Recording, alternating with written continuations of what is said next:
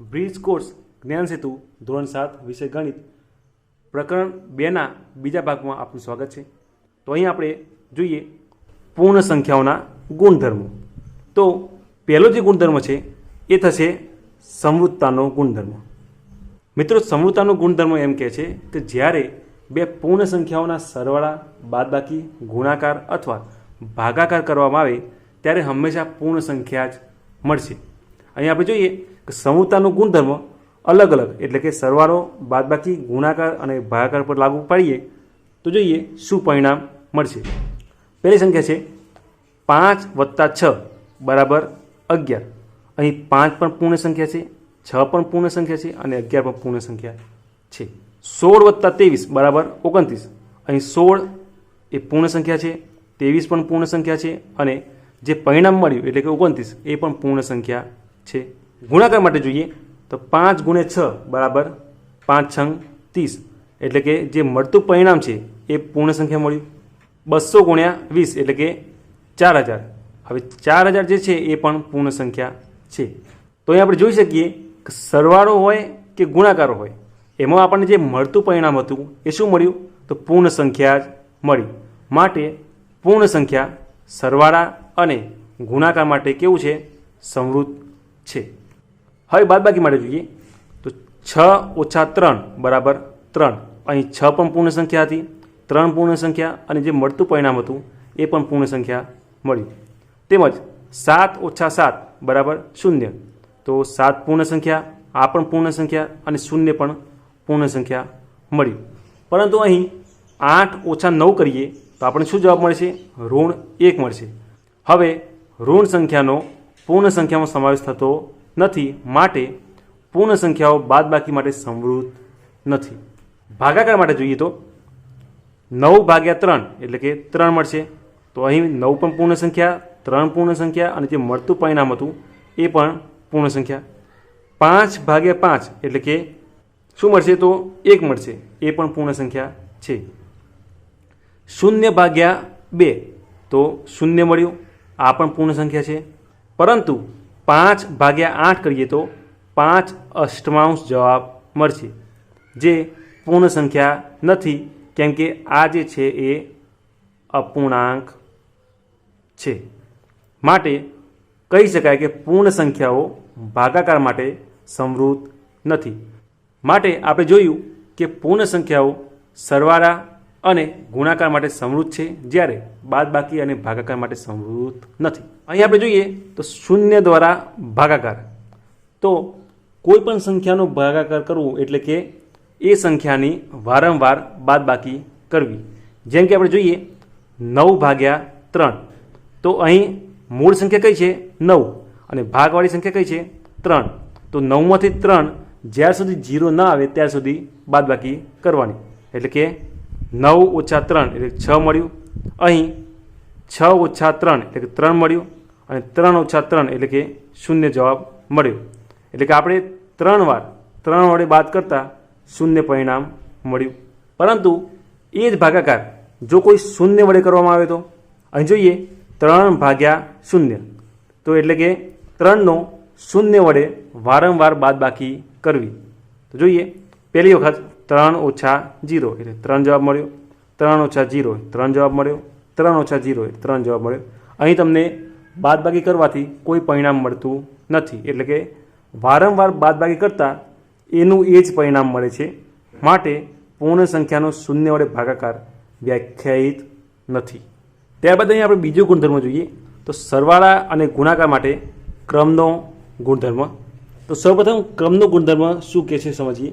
ક્રમનો ગુણધર્મ એટલે કે આપેલી સંખ્યાનો ક્રમ બદલીને ગુણાકાર અથવા સરવાળા કરવું।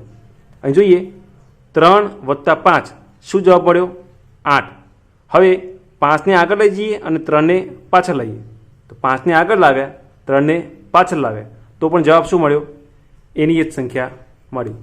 તે જ રીતે 3 × 6 બરાબર શું મળ્યું 18। હવે આપણે 6ને આગળ લઈ જઈએ અને 3ને પાછળ લાવીએ તો 6 × 3 જવાબ શું મળ્યો 18 મળશે।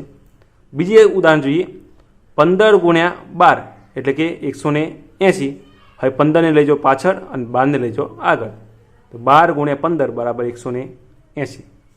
આમ કોઈ બે પૂર્ણ સંખ્યાઓનો સરવાળો કે ગુણાકાર કોઈ પણ ક્રમમાં કરવામાં આવે તો પરિણામ સરખું જ મળે છે, જેને સરવાળા અને ગુણાકાર માટે ક્રમનો ગુણધર્મ કહે છે.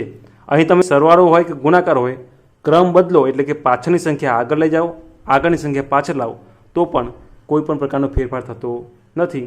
આમ પૂર્ણ સંખ્યાઓ સરવાળા અને ગુણાકાર માટે સમક્રમી છે. બાદબાકી માટે ક્રમનો ગુણધર્મ. હવે અહીં જોઈએ તો 9 ઓછા 4, તો 9માંથી 4 જાય તો 5 જવાબ મળશે. આ 5 એ પૂર્ણ સંખ્યા છે. તેમજ અહીં આપણે સંખ્યાઓનો ક્રમ બદલીએ એટલે કે 4ને આગળ લઈ જઈએ અને 9ને પાછળ લાવીએ તો 4 ઓછા 9 એટલે 4માંથી 9 જાય તો ઋણ 5 જવાબ મળશે. અહીં પહેલાં જે 5 મળ્યું એ પૂર્ણ સંખ્યા છે, પરંતુ ઋણ 5 એ પૂર્ણ સંખ્યા નથી. આમ પૂર્ણ સંખ્યાઓ બાદબાકી માટે સમક્રમી નથી. ત્યારબાદ અહીં આગળ જોઈએ ભાગાકાર માટે ક્રમનો ગુણધર્મ. તો એની અંદર 9 ભાગ્યા 3, તો 9 ભાગ્યા 3 કરીએ તો જવાબ શું મળશે? 3, જે પૂર્ણ સંખ્યા છે. તેમજ આનો ક્રમ બદલીએ એટલે કે 3ને આગળ લાવ્યા અને 9ને પાછળ લઈ જઈએ, 3 ભાગ્યા 9 કરીએ તો 3 9માંશ થાય, જે પૂર્ણ સંખ્યા નથી, કેમ કે એ અપૂર્ણાંક છે. આમ પૂર્ણ સંખ્યાઓ ભાગાકાર માટે સમક્રમી નથી. તો અહીં જોઈએ આપણે ક્રમના ગુણધર્મની અંદર, તો ક્રમનો ગુણધર્મ સરવાળા અને ગુણાકાર માટે સમક્રમી છે, જ્યારે બાદબાકી અને ભાગાકાર માટે સમક્રમી નથી. ત્યારબાદ અહીં જાતે ગણો. પૂર્ણ સંખ્યાઓની 4 જોડી લઈને બાદબાકી અને ભાગાકાર માટે પૂર્ણ સંખ્યાઓ સમક્રમી છે કે નહીં તે ચકાસો. તો મિત્રો અહીં તમારે કોઈ પણ 4 સંખ્યાઓ લેવાની છે. જેમ કે ઉદાહરણ તરીકે 3 ઓછા 2 એટલે 3માંથી 2 જાય તો 1 જવાબ મળશે. અહીં આપણે ક્રમ બદલીએ એટલે કે 2ને આગળ લઈએ, 3ને પાછળ લઈએ તો ઋણ 1 જવાબ મળશે. તો અહીં 1 એ પૂર્ણ સંખ્યા છે, જ્યારે ઋણ 1 એ પૂર્ણ સંખ્યા નથી, એટલે કે અહીં બાદબાકી માટે ક્રમનો ગુણધર્મ સમક્રમી નથી. આ જ રીતે તમે ભાગાકાર માટે પણ પ્રયત્ન કરજો. ત્યારબાદ આપણે અહીં જોઈએ સરવાળા અને ગુણાકારના જૂથનો ગુણધર્મ. તો અહીં આપણને પહેલી સંખ્યા આપેલી છે કૌંસમાં 3 વત્તા 4 કૌંસની બહાર વત્તા 5. તો અહીં આપણે જોઈએ કે 3 અને 4નું એક જૂથ બનાવેલું છે અને 5 અલગ સંખ્યા છે. તો સૌપ્રથમ કૌંસની અંદર જે સંખ્યા છે એનો આપણે સરવાળો કરીશું. 3 વત્તા 4 એટલે કે 7 અને છેલ્લે વત્તા 5 એટલે જવાબ મળ્યો 12. ત્યારબાદ આપણે જૂથ બદલીએ. પહેલાં આપણે 3 અને 4નું જૂથ બનાવેલું હતું, હવે આપણે 4 અને 5નું જૂથ બનાવીશું. તો 3 વત્તા બીજા કૌંસમાં 4 વત્તા 5 એટલે કે 3 વત્તા 4 અને 5 કેટલા થશે? 9. તો 9 અને 3 12 જવાબ મળશે.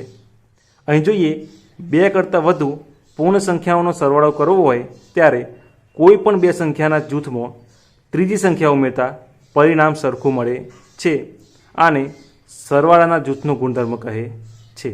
એટલે કે જૂથના ગુણધર્મની અંદર કોઈ પણ 2 સંખ્યાઓનો જૂથ બનાવવાનો અને એને સરવાળો કરીને મળતી સંખ્યાને ત્રીજી સંખ્યા સાથે સરવાળો કરવામાં આવે છે. ત્યારબાદ અહીં તમને જાતે ગણીએના 4 દાખલા આપેલા છે, જેમાંથી આપણે એક દાખલાની ગણતરી કરીએ, બાકીના 3 દાખલાની ગણતરી તમારે જાતે કરવાની છે. તો પહેલી રકમ જોઈએ આપણે 348 વત્તા 109 વત્તા 112. સૌ પ્રથમ આપણે પહેલી 2 સંખ્યાઓનું જૂથ બનાવીએ. તો 348 વત્તા 109 વત્તા 112. ઓકે, કૌંસની અંદર જે સંખ્યાઓ આપેલી છે એનો આપણે શું કરીશું? સરવાળો. તો અહીં 348 વત્તા 109 કરીએ તો 457 જવાબ મળશે, વત્તા 112 એટલે કે અહીં આપણે જવાબ મળશે 569. હવે આપણે બીજી રકમો 109 અને 112નું જૂથ બનાવીએ. એટલે કે 348 વત્તા કૌંસમાં 109 વત્તા 112. કૌંસની અંદર રહેલ સંખ્યાઓનો સરવાળો કરીએ. 348 વત્તા કૌંસમાં 221 જવાબ આવશે એનો. ત્યારબાદ આ બંને સંખ્યાઓનું શું કરીશું આપણે? સરવાળો. તો શું મળશે? 569 મળશે. તો અહીં મળતા બંને પરિણામ કેવા છે? સરખા છે. તો આને જૂથનો ગુણધર્મ કહે છે. તો આ જ રીતે બાકીની જે 3 સંખ્યાઓ છે એનો સરવાળો જાતે કરજો.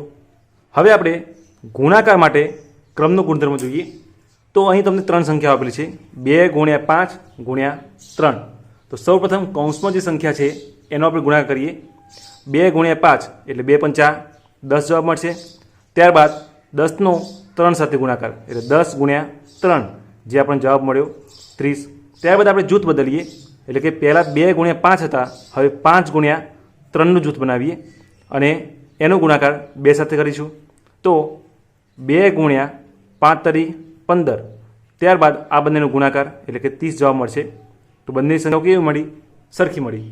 આમ 2 કરતાં વધુ પૂર્ણ સંખ્યાઓનો ગુણાકાર કરવાનો હોય ત્યારે કોઈ પણ 2 પૂર્ણ સંખ્યાઓના જૂથ બનાવવાના અને તેનો ગુણાકાર મેળવવામાં આવે છે. ત્યારબાદ જે પરિણામ મળે એનો ગુણાકાર ત્રીજી સંખ્યા સાથે કરવામાં આવે છે. આને પૂર્ણ સંખ્યાઓનો જૂથનો ગુણધર્મ કહેવાય. તો આપણે જોઈએ કે કોઈ પણ 3 સંખ્યાઓ આપેલી હોય તેમાંથી સૌપ્રથમ 2 સંખ્યાઓનો જૂથ બનાવવાનો, આનો ગુણાકાર પહેલાં કરવાનો, ત્યારબાદ જે જવાબ મળે એનો ગુણાકાર ત્રીજી સંખ્યા સાથે કરવામાં આવે છે. ત્યારબાદ અહીં તમને જાતે ગણ્યા દાખલા આપેલા છે. તો જોઈએ પહેલો દાખલો 24 + 13 + 16 બે રીતથી દાખલા ગણવાના છે. તો આની અંદર આપણે જૂથ બનાવીશું. પહેલાં 24 અને 13નું જૂથ બનાવીએ, એનો સરવાળો 16 સાથે કરીશું.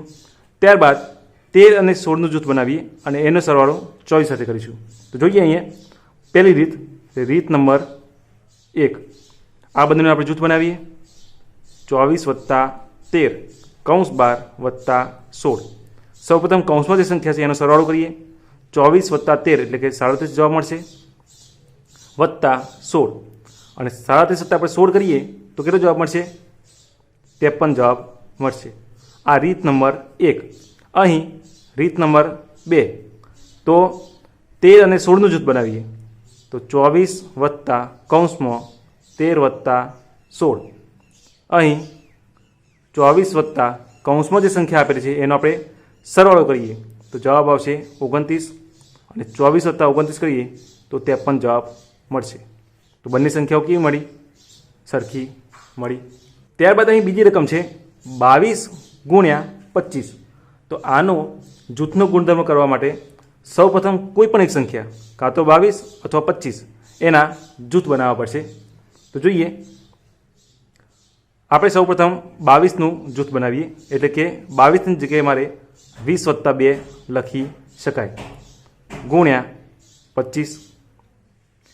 હવે 25નો ગુણાકાર 20 સાથે અને ફરીથી 25નો ગુણાકાર 2 સાથે એટલે 25 ગુણ્યા 20 વત્તા 25 ગુણ્યા 2. 25 ગુણ્યા 20 કરીએ તો 25 દુ 50 એટલે 500 વત્તા અહીં 25 ગુણ્યા 2 એટલે 25 દુ 50 એટલે કે 550 જવાબ મળશે. જો હવે મારે 25ના જૂથ પાડવા હોય તો 22 ગુણ્યા કૌંસમાં 20 + 5 કરવા પડે. 22નું ગુણાકાર 20 સાથે અને ફરીથી 22નું ગુણાકાર 5 સાથે એટલે 22 ગુણ્યા 20 વત્તા 22 ગુણ્યા 5. 22 ગુણ્યા 20 કરીએ તો 440 થશે વત્તા અને 22 ગુણ્યા 5 કરીએ તો 110 થશે. અહીં 440 + 110 એટલે 550 જવાબ મળશે. ત્યારબાદ ત્રીજી રકમ જોઈએ 17 + 38 + 23. તો મિત્રો આની અંદર તમારે આ દાખલો જાતે ગણવાનો છે. સૌપ્રથમ તમે 17 અને 38ના જૂથ પાડજો. જે સરવાળો મળશે એનો સરવાળો 23 સાથે કરજો. ત્યારબાદ બીજી રીત 38 અને 23નું જૂથ બનાવજો અને જે જવાબ મળે એનો સરવાળો 17 સાથે કરજો. ત્યારબાદ અહીં બીજી રકમ આપેલી છે 28 + 14 + 12. આની અંદર પણ 28 અને 14નું જૂથ બનાવજો. જે જવાબ મળે એનો સરવાળો 12 સાથે કરજો. ત્યારબાદ બીજી રીતમાં 14 અને 12નું જૂથ બનાવજો અને એનો સરવાળો ફરીથી 28 સાથે કરજો. આ બંને દાખલા તમારે જાતે ગણવાના છે. ચોથો દાખલો જોઈએ 1239 ગુણ્યા 4 ગુણ્યા 250. અહીં આપણે સૌપ્રથમ 4 અને 250નું શું કરીશું? ગુણાકાર કરીશું એટલે કે 1239 ગુણ્યા 250 ગુણ્યા 4 કરીએ તો 1000 જવાબ મળે. હવે આ બંનેનો ગુણાકાર કરીએ તો 1239 અહીં પાછળ 3 શૂન્ય છે માટે 0 0 0 આ જવાબ મળશે. હવે અહીં પાંચમો દાખલો જોઈએ તો 125 ગુણ્યા 324 ગુણ્યા 8। તો સૌપ્રથમ આપણે ક્રમ બદલીએ તો 125 ગુણ્યા 8 કરીશું અને એનો ગુણાકાર 324 સાથે કરીશું। તો 125 ગુણ્યા 8 કરીએ તો 1000 જવાબ મળશે ગુણ્યા 324। તો 324 ગુણ્યા 1000 કરીએ તો આટલો જવાબ મળશે। આ દાખલામાં સૌપ્રથમ તમે શું કરશો તો ક્રમ બદલીશું, 2નો ગુણાકાર 500 સાથે કરશો અને જે જવાબ મળે એનો ગુણાકાર 4738 સાથે કરજો। આ દાખલો તમે જાતે ગણજો। હવે અહીં આપણે જોઈએ તો ભાગાકાર માટે આ દાખલો વિચારીએ તો સૌપ્રથમ 32/4 કૌંસમાં રહેલી રકમને પહેલો આપણે સાદુરૂપ આપીશું। 32/4 કરીએ તો અહીં આવશે જવાબ 8/2 અને 8/2 કરીએ જવાબ આવશે 4। ત્યારબાદ અહીં આપણે જૂથ બદલીએ કે 32/4 હતા એની જગ્યાએ 4/2 કરીએ તો 32 અને 4/2 કરીએ તો 2 જવાબ મળશે અને 32/2 કરીએ તો 16 જવાબ મળશે। અહીં તમે જોઈ શકો છો કે ભાગાકારની અંદર આપણે જૂથ બદલ્યા પણ જવાબ કેવા મળ્યા, બંને જવાબ અલગ અલગ મળ્યા।